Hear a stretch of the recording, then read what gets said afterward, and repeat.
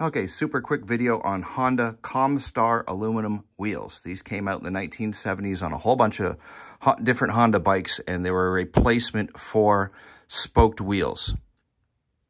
There's a big question on the internet as to whether or not these should be run with tubed or tubeless tires.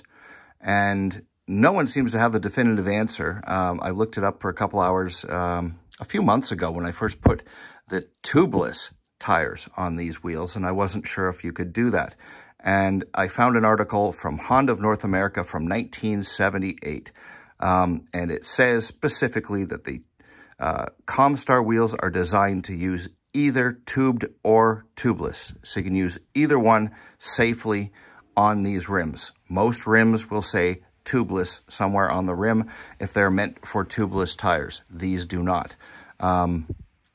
But the inside profile has a little rounded lip, and I was pretty sure they could use tubeless.